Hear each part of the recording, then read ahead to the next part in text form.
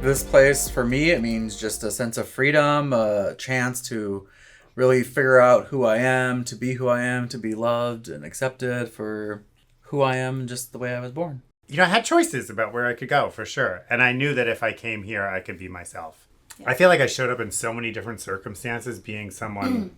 Like, there was so many versions of me, and this place really helped me find the one version that I show up now all the time as that one version. I didn't want my sexuality to be the topic of my recovery. And I felt that if I were to go to another heteronormative treatment facility, I just felt that the counselors would be like, well, let's talk about your sexuality and how all that plays. I was so tired of explaining things to people. And when I got here, it was so nice not having to explain who I am and what I believe in or any of that stuff. It was just they accept you for who you are, and that's it. And let's move on. Being with a bunch of like-minded people who had a lot of the same issues that I had going on in my life was immensely supportive that I don't know if I would have found anywhere else if it wasn't Pride. So much of my healing came from knowing that I wasn't alone. And a lot of my struggles had a lot to do with being queer. It had a lot to do with like how straight people did treat me, how my trauma was, created by, straight men. Yeah. I mean, there was so much that went into that I don't think a normative place would have really been able to touch on a lot of that and be able to help me move forward. Anybody who comes in here, really, they're on a transformational journey about themselves and about they're trying to establish a different way of living. So I look at this as a place of safety, transformation, healing, and inclusivity, really.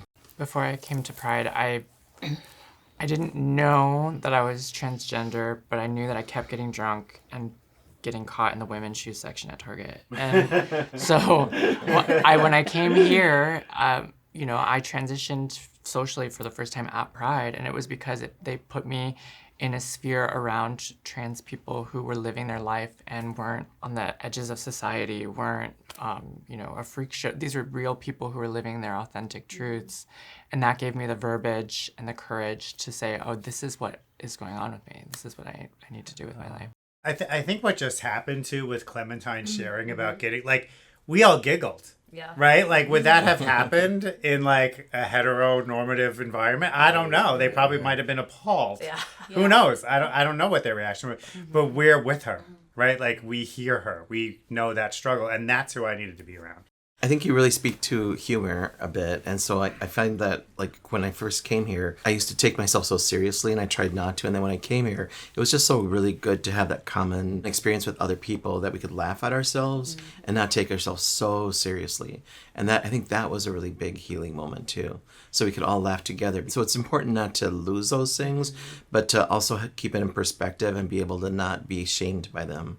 And not have people judge us for it. Recovery is so serious also, when you're going through the process of recovery, it's life and death, right? And so serious. And so, to your point, being able to just find the humor and the lightness of recovery and being able to laugh together about the hard things. I mean, that experience for you, I'm sure, was not easy. And we're all able to sit here today and have fun with it because of the human that you are.